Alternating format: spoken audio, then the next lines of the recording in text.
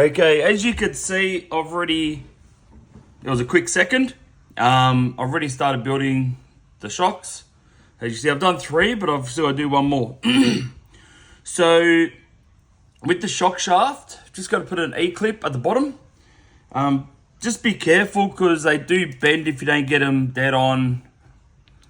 If I can pick it up, if it doesn't get dead on, it bends them. I've got a heap of spares, so it's fine. But just a heads up with that. So now I've already put one on there. So I put the 2-hole piston on there. Then you stick the other. Sorry, you put the other E-clamp there. Where's my pliers gone here? So just be careful when you put them on because you don't want them shooting off because you'll never find them once they take off on you. So that's on. So normally just pull it up and down and just move it around. And you can see if it's clear, that's on there. So that's done. So with the, so I'll only show you with the one shock because I've already done the other few, like the other 3. I don't really want to repeat it 10 times for you. You get bored of that pretty quick. So first of all, you need this white, I'll stand up, see if you can see it. There you go, you need that white one there. And that, I do have just a little bit of oil on here just to lubricate it so it doesn't pinch. Just be careful with the tweezers so you don't, because these are really sharp tipped. I don't really want to pierce it with these either. And that just sits over top straight into there. If you can see that, sits right just there. Don't even know if, yeah, no, that's not going to work. So what I do as well, I just with my finger, just get a little bit extra, and I just run it around the outside of it just to make sure that it's not going to pinch, because the last thing you want is it, you fill it all up and she starts leaking on you within a couple of runs. So that's that section there done. This one here is your first little bit. It's like a hat in a way. I don't know if you're going to see it that good on here actually. So as you can see, hopefully just there, see I've got that bit of a lip right there. Now that lip there faces down into the shock, because that side, as you can see, then you got a flat bit there, then you got that lip. Now that lip, just there, that goes down. So the flat bit is facing up. Now just make sure that it didn't spin when you put it in there, because it's happened to me a couple of times where I've noticed it has. I'll get it out anyway again just to make sure. Yeah, so that's right. Oh. All right, I'll sit down at there, this one here. So all I do, I just pick it up with my tweezers, if I can. Didn't have an issue with the other ones, and now I've got a bloody issue. So, it's like so, and I'll just push it down inside there. Just making sure that it's sitting flush, like so. So that's in the bottom there. Now with these here, these, excuse me, don't know if I'm getting better or worse.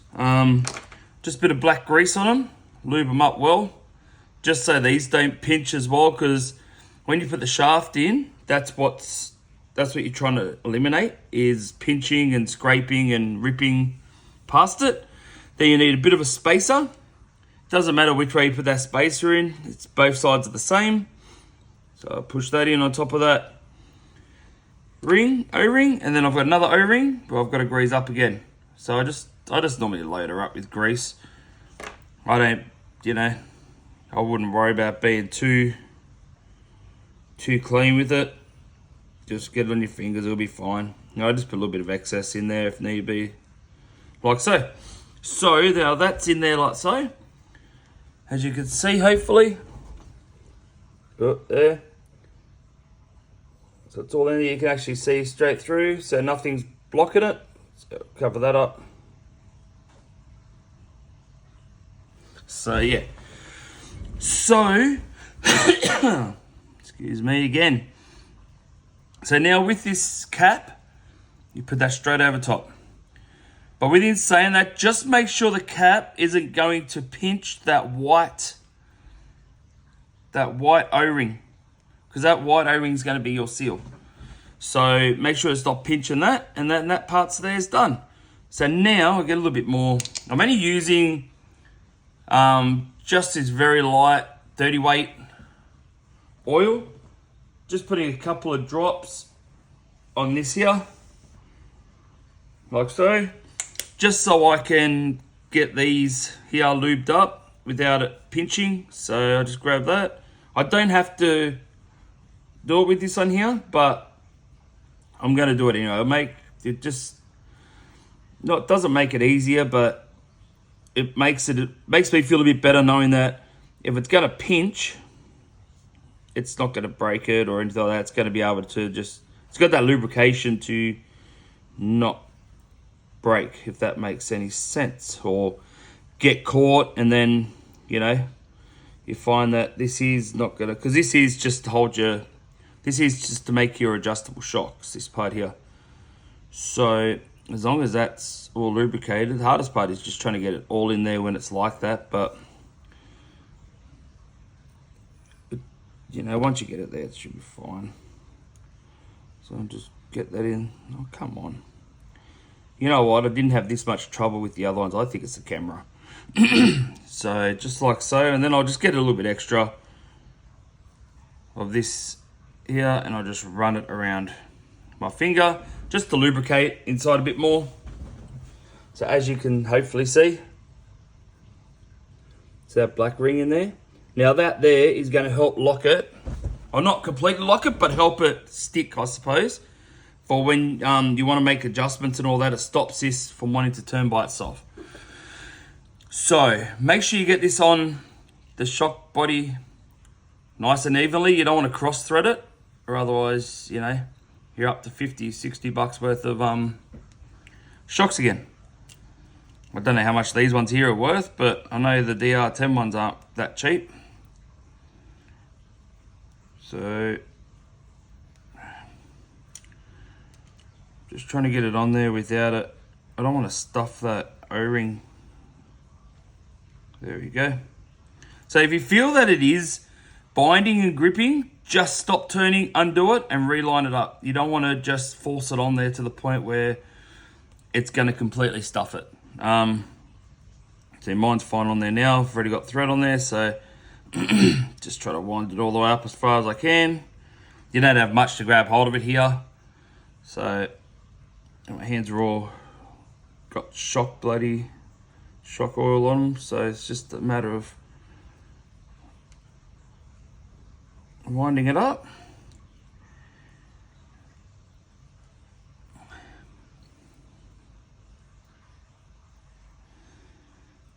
In the manual it tells you use green slime, but I've only got the black stuff, so I guess any sort of lubrication will be better than nothing.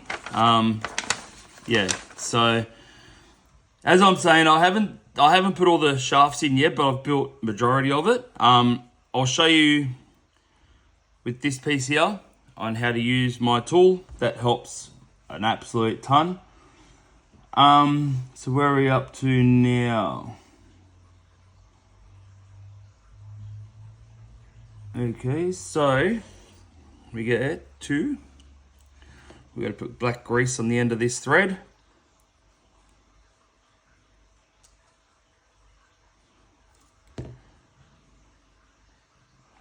I know I may have overdone it, but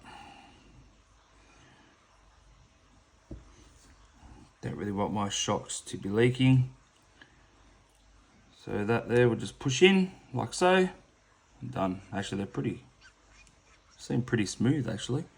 So I'll do that with the rest of them. So I haven't done this yet. I should have just done it with all of them except the one and just do the one last, but I've got you on board now, so let's go. We're nearly on the home straight.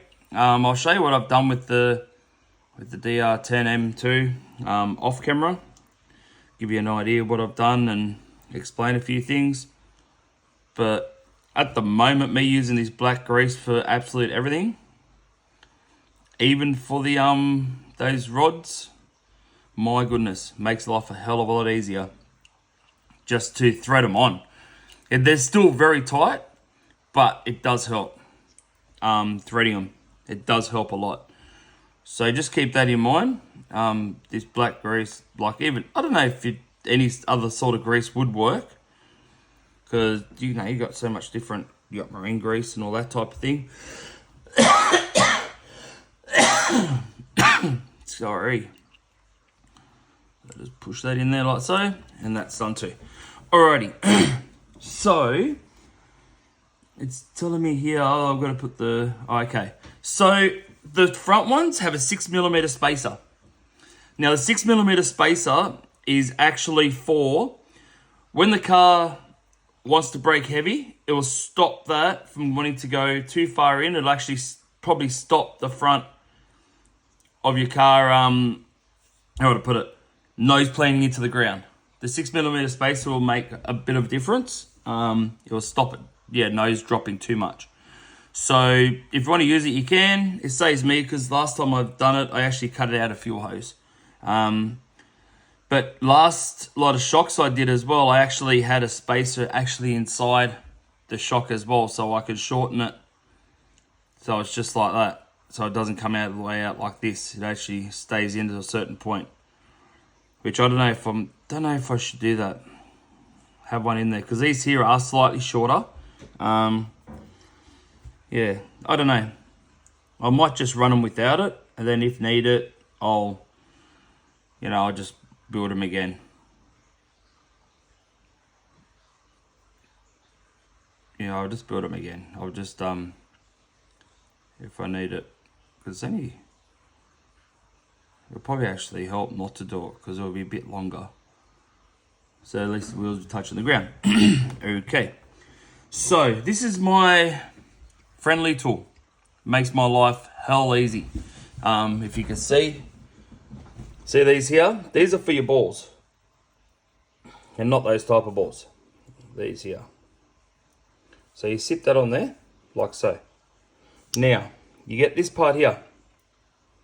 And instead of trying to use pliers and whatever else, you sit that in there just like so. Drop it. Done. It's in. Just like that. All done. How easy was that? Also at the front, it does have rounded bits as well. So that's for your shock. So you can actually hold your shock while you thread them on as well, which you'll see in a sec. But yeah, this tool here I got off eBay. I don't know how much it cost me. I think it was like $10, $15 maybe. Absolute best tool I have bought to work on suspension. Makes life a lot easier. So I'll show you what I'm talking about here. I'll just start threading this. So I'll grab it here.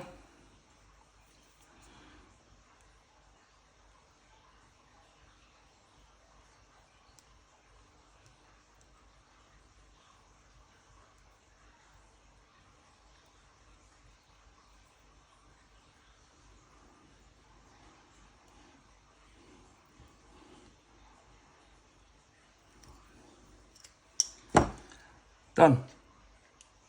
So that's one done. Don't know if they're all the same length. I think they are. Yeah, they're all the same length. Okay. So grab another one.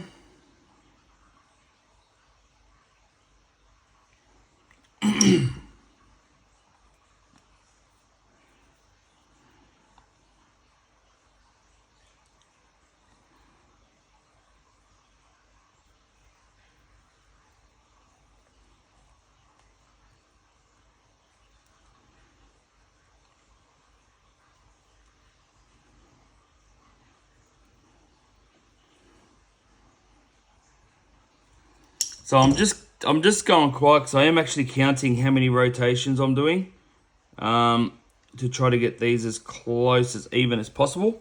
Like how many rotations I'm doing of them at the moment. Oh, I just put that in that bloody, damn it. I've done about 25,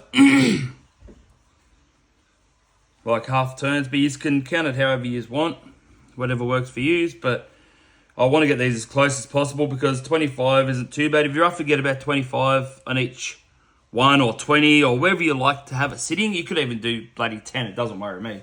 But I like to wind them as far in as possible.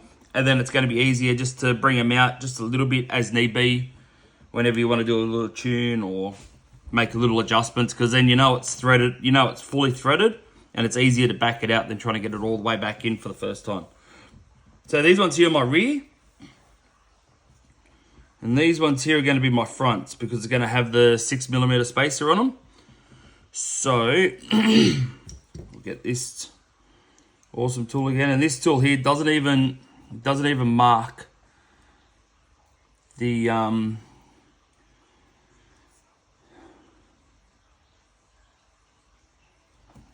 where does that turn? Yeah, so this here doesn't even mark the, the shock shaft. So I've got to try to get that straight, or as straight as possible. So just bear with me, I've just got to count this on too.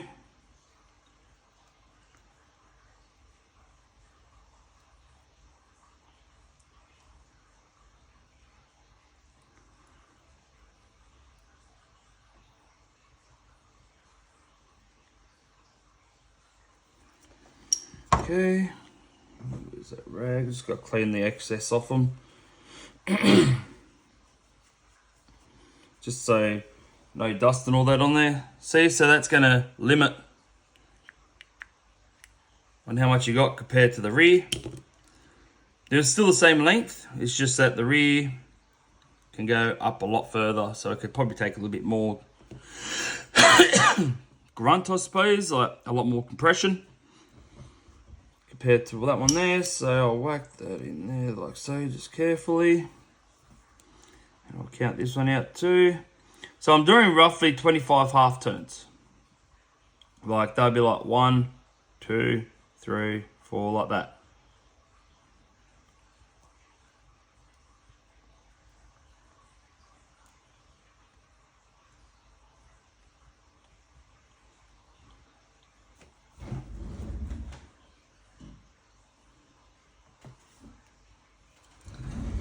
Okay, so roughly, yep, that's about the same height. Done. Oh, not done, but close enough. So now with my shock, shock oil and all that, I normally run probably a 60 in the front, and I've always run 100 in the rear. That's just the setup that I like. You don't have to run that. You can always run whatever you want to. Whatever you don't have to run what I'm running. It's just whatever you feel like, or whatever you normally run. It doesn't matter. Everyone does it differently. Like people are running 4070s or shit. Some people might be running up to 3000. I just don't know because I don't want no pressure in the back at all. But for me, I'll be running still 100 in the front and 60 in the rear. At the moment, that's what's worked for me. Got to try to get some lights, but I don't want to stuff these here either. These O-rings here for the top. Don't want to overfill them. So it's probably going to take a little bit for this 100 to get all the air bubbles out. But what I might do, I'll fill up the 60, and for you, it'll probably be a second. But yeah, I'll turn yours back on again when we're ready to go again.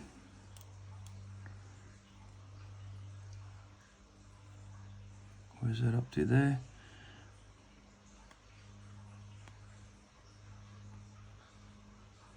Still going. Just like that.